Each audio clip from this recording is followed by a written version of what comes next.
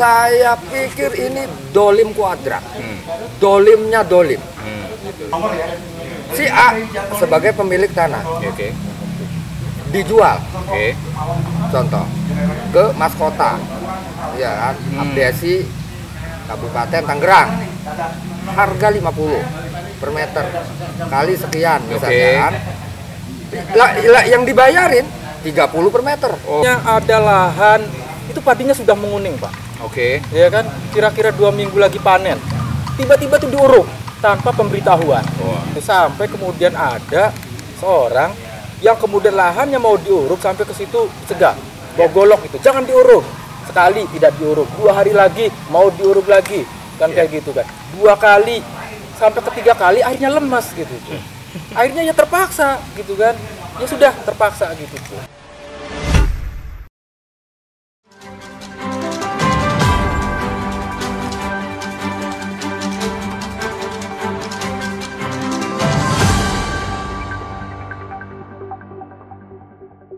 Racikan Berita 1. Assalamualaikum warahmatullahi wabarakatuh.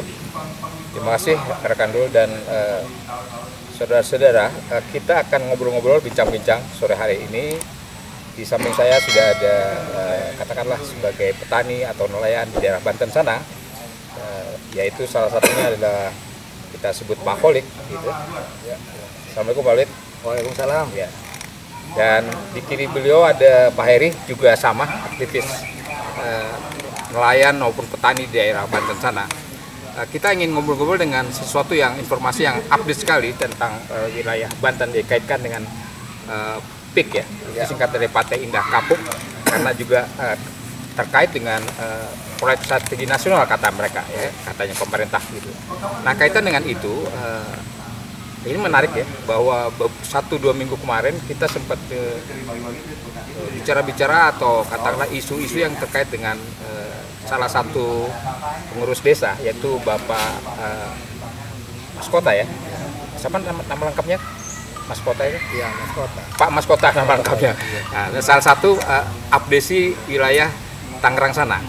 Nah ini menurut beliau-beliau bapak-bapak ini ada informasi terakhir yang update kata-kata begitu, yang mungkin akan bisa dijelaskan kepada kita semua tentang sampai sejauh mana nih Pak Mas Kota ini ikut terlibat yang tanda kutip yang seharusnya dia lebih membela kepentingan petani atau nelayan ataupun warga daerah Banten sana, tapi kok kelihatannya kok dalam pelaksanaannya kok lebih membela konglomerat gitu ya, seperti itu.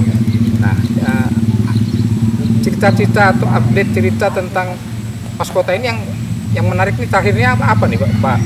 Pertama Bapak dulu, silakan. Ya, terima kasih. Jadi seharusnya kan kepala desa itu kan adalah pimpinan desa yang paling rendah, yaitu desa gitu kan. Nah, terkait persoalan isu yang berkembang saat ini terkait PIK, proyek Pantai Indah Kapuk ini, itu kan pasti ada kaitannya tentang persoalan-persoalan tanah gitu kan. Terus juga ada persoalan-persoalan tentang perairan juga yang ada di laut gitu. Nah saya lihat di sini ketika saya investigasi di lapangan, ini saya menemukan banyak hal kejanggalan gitu. Wajar istilahnya lurah-lurah, kita lihat dari aksi kemarin yang waktu di Tangerang di Kohod itu ada pemblokiran gitu kan. Aksinya baru hari Kamis kemarin ya? Iya, hari Kamis kemarin. 2 hari yang lalu ya. Nah, saya lihat dari unggahan video-video sebelah gitu yang tidak senang dengan aspirasi kita tentang penolakan PIK 2 itu kan ternyata kok lebih dikoordinir oleh kelompok-kelompok lurah gitu kan. Gitu. Artinya preman, seolah-olah ini preman-preman yang dibayar oleh kelompok-kelompok lurah, dan dia mengatakan bahwa kita adalah pengadu domba. Padahal sesungguhnya kita ini sedang memperjuangkan hak sebagai rakyat, gitu kan. Persoalan tanah, persoalan empang, laut, gitu kan. Ini kan ada persoalan di sana, gitu. Nah, saya lihat ini kok kontradiksinya selalu saja dengan pihak kelurahan. Makanya akhirnya saya melihat gitu kan secara global. Kok saya lihat hampir minoritas kelurahan-kelurahan di Tangerang ini selalu kontradiksi dengan kita gitu kan. Jadi keberadaan lurah-lurah itu bukan membela kepentingan rakyatnya gitu Bukan, kan, membela suatu kepentingan kelompok gitu kelompok kan. tertentu loh maksud Kelompok saya tanda tertentu. kutip ya. Nah, makanya ini juga ada kaitannya tentang bahwa ketika ada sumber informasi yang hasil sumbernya itu dari kelompok lurah, ini saya anggap sumber pengetahuan yang keruh itu. Karena di sini saya lihat lurah ini ada kepentingan. Kepentingannya apa? Kepentingannya ada penghasilan dari proses transaksi itu. Apa kira-kira contoh konkretnya penawaran tadi? Ya kalau konkretnya kepentingan para lurah itu. ya contoh konkretnya gini, kalau kita melihat lurah-lurah yang ada di Tangerang, berarti kan melihat kepalanya, abdesinya. Oh iya. Abdesinya siapa di Tangerang? Mas Kota. Oke. Ya saya lihat Mas Kota gitulah. Oke.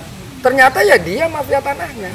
Itu terangnya gitu. Dia Jadi, mafianya. Sebagai mafia tanah, beliau menawarkan semurah mungkin gitu kan kepada rakyat pemilik lahan, kemudian dia akan menjual yang lebih atau lebih mahal daripada apa yang dibeli. Hasil pengetahuan saya melihat terkait tentang persoalan tanah ini, pembebasan tanah ini, saya pikir ini dolim kuadrat. Dolimnya dolim. Dolim. Contoh konkret kira-kira misalnya mereka menawarkan berapa? Contoh 150.000, ya. kemudian 100.000 atau dijual berapa begitu Pak? Contoh begini, si A sebagai pemilik tanah Oke. dijual, Oke. contoh ke Mas Kota, ya kan, Abdesi Kabupaten Tangerang, harga 50 per meter kali sekian misalnya kan. Lah, yang dibayarin 30 per meter. Oke, udah ada kelebihan tuh ya 20.000. Ada kelebihan 20.000. Cairnya hitungannya 50. Ya. 50.000 per meter. Okay. Cairnya ini. Misalnya Pak Juju yang beli. Ya kan? Dari Pak Juju 50.000. Okay. Cair. Nah, ketika cair 50.000 per meter, yang dikasihkan adalah 30.000 per meter. Yeah. Dan itu juga dipotong lagi 2.000 per meter. Sebetulnya dengan angka 50.000 itu rakyat udah sepakat nggak sih Pak? Kok murah bener dengan 50.000 itu? Gitu. Itu pertanyaan kita. Apa ada unsur-unsur pemaksaan atau intimidasi atau ditakut-takuti rakyat harus menjual? Kemudian apakah itu 50.000 sudah dibayar lunas atau DP dulu atau bagaimana Pak? Lah ya kalau mereka ridho, yeah, gitu kan, otomatis ya nggak ngecaprak lah, Oh. nggak nuntut lah. Nuntut ya. Dia akan nuntut. Dan 10% juga belum dibayar sampai sekarang, dan ini udah 1 tahun. Jadi belum lunas ya. Ini baru 1 kasus gitu kan. Oke. Belum kasus-kasus yang lain gitu kan. Nah maksudnya jaringan proyek PIK2 ini yang di PSNN ini, makanya ini kata saya sangat brutal kelakuannya di lapangan. Dia menggunakan kepala desa. Nah, bagi-bagi kuenya adalah dengan cara bagaimana proses transaksi tanahnya. Gitu. Belum lagi ntar pengurugan segala macam ini. Nah, sementara mereka serampangan cara kinerja. Jadi memperalat kepala desa setempat buat mereka yang ya katakanlah mau bertindak atas nama konglomerat Aguan tadi teman-temannya. Jadi si kepala desa ini diperalat ya Pak ya? Iya jelas diperalat, makanya kan kalau saya melihat kalau bahasa Serang mah gitu kan, bahasa Banten mah, ini proses PSN ini orang serakah asing ketemu dengan orang serakah pribumi, sama-sama serakah ketemu. Oke. Serakahnya orang pribumi, dia nggak ngelihat tetangganya, mertuanya dimbat kayak kanibal. Oke. Ada yang surat main ambil aja, bayarnya nanti. Proses hukumnya nggak jelas, sekarang belum beres pembayarannya. Ada pemaksaan, intimidasi, ya, ditakut-takuti rakyat itu. Saya mau cerita, kira-kira ini pemaksaan, intimidasi atau apa? Silakan didengar nih ya. Ada seorang petani punya lahan, namanya lahan sawah, gitu kan. Ini mau dibangun jalan buat pengurugan. Nah, si bagian pematang sawahnya ini korup, gitu. Dia bertahan, gitu kan. Dia bertahan nih. Lah sementara bertahan juga ya tetap diurung gitu. Dan rumor ini udah nyebar kemana-mana. Sepihak aja gitu ya? Ya sepihak aja. Oke. Dan rata-rata yang menjual itu tidak ridho. Kalau ada ngomong yang ridho, misalnya kan gini, kata siapa? Justru ridho sama ridho. Dia sendiri yang menawarkan, kita nggak ada paksaan. Kalau nggak ada paksaan, ada orang yang ngomong bilang begitu, nggak ada paksaan, saya jamin itu calo tanah. Iya. Kalau enggak ya anteknya lurah yang sengaja di framing untuk melakukan itu. Gitu. Ya, betul.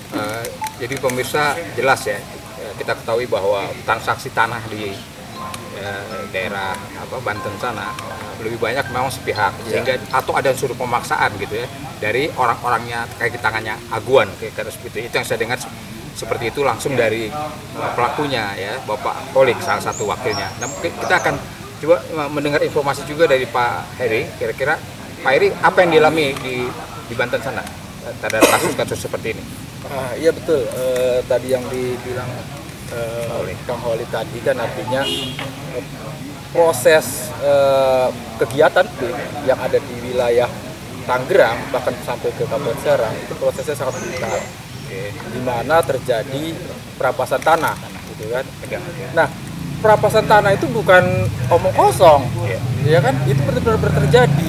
Contoh misalnya ada lahan itu padinya sudah menguning, Pak. Oke. Ya kan? Kira-kira 2 minggu lagi panen, tiba-tiba itu diuruk tanpa pemberitahuan. Nah, kan itu banyak kasus-kasus seperti ini. Ada di Pagedangan Ilir ada. Daerah Muncung juga ada kasus seperti itu. Itu ada prosesnya seperti sampai kemudian ada seorang yang kemudian lahannya mau diuruk sampai ke situ cegah, bawa golok gitu, jangan diuruk. Sekali tidak diuruk, 2 hari lagi mau diuruk lagi, kan kayak gitu kan. 2 kali sampai ketiga kali akhirnya lemas gitu. Akhirnya ya terpaksa gitu kan. Ya sudah terpaksa gitu. Nah, kejadian-kejadian perampasan tanah seperti ini memang terjadi, Pak, terjadi di lapangan kan kayak gitu kan. Apakah mereka ridho? Ya jelas tidak ridho. Tetapi karena itu sudah terlanjur diuruk dan ada juga kemudian dari calo-calo tanah dan juga perangkat-perangkat desa mengatakan sudah mau bagaimanapun ini pasti diuruk, ini proyek negara kan kayak begitu tuh. Lalu kemudian ditentukanlah harganya. Itu pun cuma dikasih DP juga. Nah, sebetulnya masyarakat itu yang terjolimi berusaha untuk mengadukan, Pak. Cuma ke siapa mengadunya? Dan ada perasaan takut ya? Ada perasaan takut karena gitu kan, ngadu ke lurah. Ini proyek negara harus tetap dijual kan kayak gitu kan. Karena lurahnya pemain. Lah iya, karena lurahnya pemain. Terus juga ada anggapan mau ke aparat keamanan juga tidak ada solusi kan kayak begitu. Akhirnya terpaksa gitu. Bahkan sampai ada misalnya kalau misalnya mau dikembalikan seperti awal lagi, saya lebih baik saya kembalikan DP-nya. Oke. Ada yang seperti itu. Nah, itu yang terjadi di pembebasannya, model-model pembebasannya sampai ke tidak ada plotting. Kalau misalnya untuk di Kabupaten Serang itu kan tidak ada plotting sebetulnya. Tapi di sana juga terjadi pembebasan, tutup wilayah. Nah, yang kedua, fasilitas-fasilitas milik publik, Pak. Milik negara. Contoh misalnya sungai, gitu kan. Nah, sungai irigasi, terus kemudian ada juga sungai yang besar untuk pengairan pertanian dan tambak, itu diuruk, Pak. Nah, itu kan diuruk. Nah, itu kan pelanggaran, di mana sungai itu dimanfaatkan untuk bertambak sebagai sirkulasi air. Nah, ketika sungai itu diuruk, itu ada di Desa Muncung itu, sungai yang besar namanya Sungai Kalimalang atau Muara Selasi itu ada. Nah, sehingga tambak-tambaknya mati, Pak. Ada yang kemudian sudah ditabur ikan karena tidak ada sirkulasi salinitas tinggi kan kayak gitu, akhirnya mati ikannya kan kayak gitu kan. Terus lahan pertanian juga tidak bisa diairi. Nah, kejadiannya kemarin itu kan terjadi banjir, Pak. Tadi banjir besar sehingga tambak-tambak itu jadi satu. Menyebar itu videonya tuh yang ada banjir-banjir itu, betul. Nah, itu jadi penduduk sampai sengsara itu begitu. Bener, mengsarakan masyarakat kan kayak gitu kan. Nah, karena apa? Karena sungai yang kemudian bisa mengalirkan air ke laut itu terhambat. Kan itu tuh. Nah, itu juga seharusnya kan juga BBWS sebagai pengelola sungai itu harus bertindak kan kayak gitu ya. sejauh ini dari aparatur negara gitu kan yang mengurusi terkait surat bahwa ini pelanggaran banyak pelanggaran, nah ini tidak bertindak. Nah baru satulah kemudian yang sudah ditindak ya terkait pemagaran laut ya. Sebetulnya itu kan sudah lama kita adukan itu. Pihak DKP provinsi dan juga dari KKP sebetulnya itu sudah sidak beberapa kali, ya kan? Sidak berlanjut lagi gitu kan. Nah kemudian masyarakat tergeram akhirnya kan. Masyarakat geram sehingga kemudian ini meluas jadi isu publik dan sampai kemudian jadi berita nasional. Nah baru kemarin dan saya baca, saya dengar juga itu masalah pemagaran laut itu sudah berlangsung kira-kira sekitar Juni-Juli tahun lalu. Bahkan itu sampai kalau misalnya kemarin saya lihat data itu di daerah Keramat itu Mei itu sudah mulai. Mei itu sudah mulai. Sudah setengah tahun lebih ya? Iya, sudah setengah tahun lebih. Itu mulai daerah Keramat sana gitu kan. Keramat kecamatan Pakuaji apa ya? Iya. Ya. Sampai ke daerah kecamatan Kronjo gitu kan. Nah, itu sejauh 30,16 km kan ininya. Nah, saya pikir mustahil. Iya kan, mustahil aparat penegak hukum karena ini ilegal, sudah dinyatakan ilegal, ini tidak tahu siapa pelakunya. Kan kayak begitu kan. Aneh ya, sungguh aneh. Sangat aneh. Di situ ada TNI AL, di situ ada PSDKP, di situ ada Polair, ada Bakamla. Nah, kejadiannya itu di depan mata, dekat pusat pemerintahan, dekat Jakarta. Gimana kalau misalnya itu terjadi di perbatasan-perbatasan, mungkin kan kayak begitu kan, pelanggaran-pelanggaran di laut ini. Dan makin lama makin panjang itu, dari pertama kali cuma sekitar 10 km, sekarang sudah hampir 60 lebih ya. 30 km. Nah, itu sebetulnya kalau kita ngelihat sebarannya itu kan sesuai dengan floating peak sebetulnya. Floating peak 2 yang di PSN kan. Kalau misalnya di daratnya itu adalah floating peak, kan, di daratnya. Nah, di lautnya itu sesuai. Artinya indikasinya pelakunya siapa? Ya peak lah, pelakunya. Kan gitu kan? Nah, itu pelakunya. Ya, jadi gimana Pak Kolik fenomena terhadap pengkaplingan laut lah kita sebut begitu, pemagaran laut seperti itu yang makin lama makin panjang seperti 30 km tanpa ada tindakan apapun dari yang berwenang gitu. Jadi mereka seolah-olah tutup mata saja, pura-pura tidak tahu kan, pura-pura dalam perahu kan begitu. Nah, ini apa tanggapan? Lah kalau ya kita ini kan sebagai rakyat yang diurus oleh satu negara. Iya, negara. Ya, ada aturan, ada undang-undang. Lah kalau negara misalnya tidak melakukan apa-apa yang menjadi jeritan masyarakat, persoalan masyarakat, apalagi menyangkut persoalan sumber kehidupan masyarakat, ya berarti kan masyarakat punya jalan sendiri. Ya kita tunggu jalan sendirinya apa. Gitu.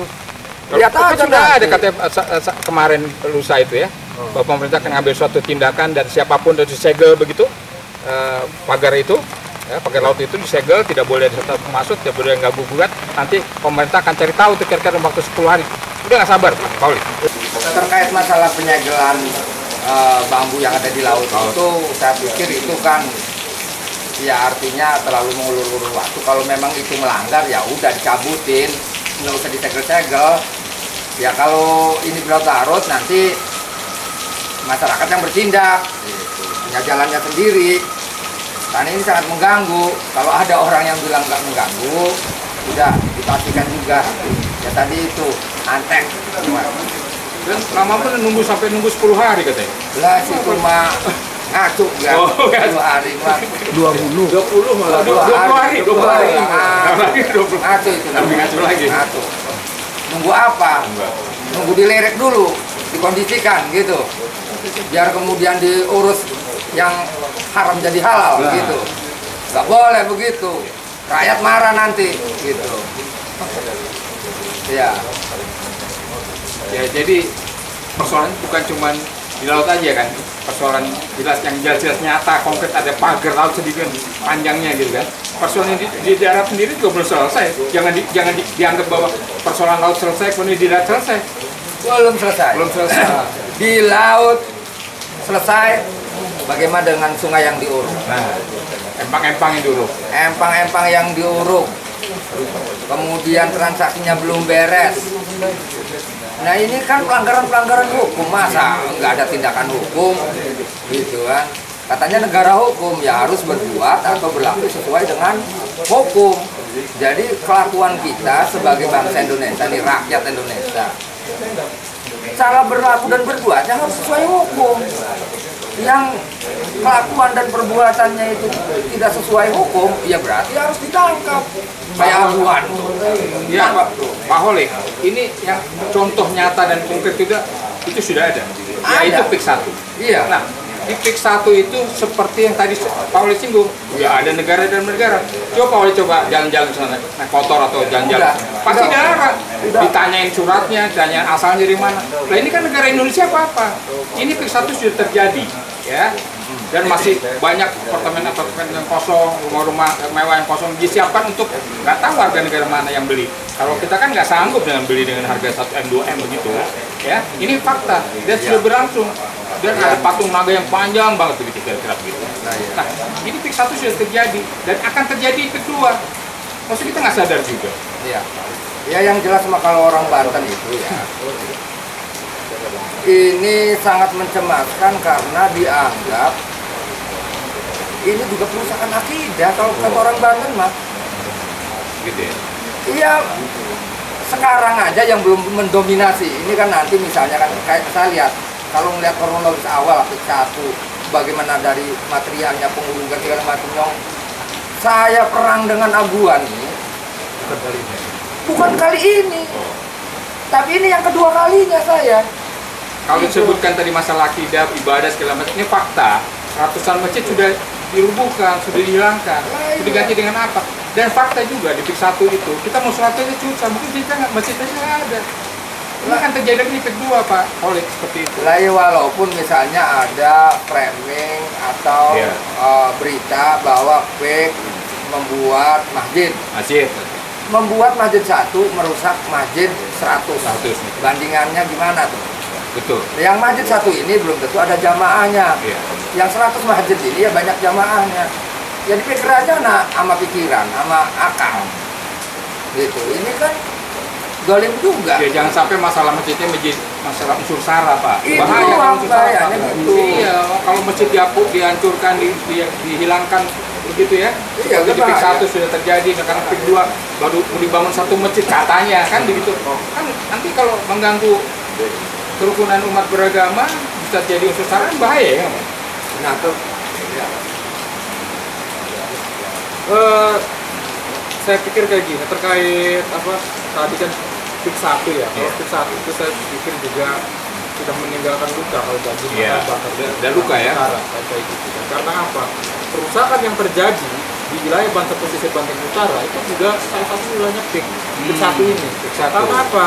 Dulu untuk mereklamasi PIK 1 dan pembuatan pulau-pulau palsu di Jakarta itu mereka mengambil material dari situ. Sehingga dampaknya apa sekarang? Ratusan ribu hektar tambak itu hilang gara-gara abrasi itu juga. Nah, yang kedua, saya pikir ini terkait negara, Pak ya.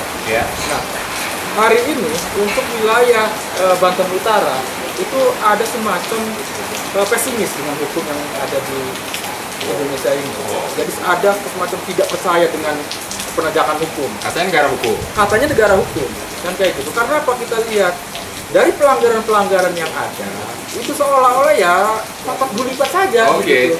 Nah, kayak begitu. Lah, ya harus tegak dong hukumnya kan kayak gitu kan. Contoh misalnya pemagaran laut gitu kan. Pelakunya harus dihukum kan kayak gitu kan. Maksimal ya. Maksimal. Karena apa? Ini sebagai contoh kan kayak gitu, sebagai untuk efek jerak bagi siapapun yang melakukan pelanggaran di laut gitu kan. Itu tidak boleh kan kayak gitu kan. Harus ada efek jeraknya. Leo kalau cuma kemudian diperingatkan kan kayak begitu kan, cabut sendiri itu 20 hari disegel, tapi pelakunya tidak ditindak. Yang jelas ada akibat pelanggaran hukumnya. Masa iya tidak ada pelakunya? Nah, betul. Kan begitu. Aneh saya pikir itu. Jadi pemirsa, demikianlah bincang-bincang saya dengan tokoh-tokoh dari daerah Banten sana, utamanya tentang pelanggaran-pelanggaran hukum yang dilakukan oleh katakanlah kelompoknya Aguan CS ini sudah demikian katakanlah semena-mena kepada masyarakat, dan pelanggaran hukum sudah jelas-jelas terjadi. Terutama yang terakhir adalah masalah pemagaran di laut sana ya, dan sampai sekarang juga belum beres ya tentang tanah, lahan, sawah gitu ya. Kemudian sarana-sarana di Banten sana yang diuruk oleh mereka dan digusur semena-mena secara sepihak oleh Aguan dan kelompoknya itu. Kita berharap bahwa pihak berwenang karena ini siapapun itu ya, entah KKP, entah kepolisian, entah kejaksaan harus bertindak. Negara harus ada, terutama di pemerintahan yang baru ini yaitu Bapak Prabowo Subianto ya, harus bertindak secara tegas.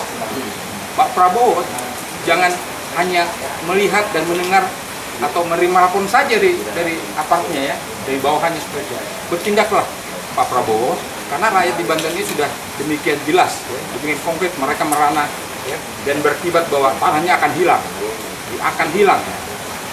Seperti itu. Lagi penghidupannya, mata pencariannya juga begitu. Jadi kami mohon bahwa Presiden Prabowo Subianto untuk turun tangan menghadapi masalah ini. Demikian bincang-bincang saya. Kita berjumpa lagi pada kesempatan yang akan datang. Wassalamualaikum warahmatullahi wabarakatuh. Terima kasih.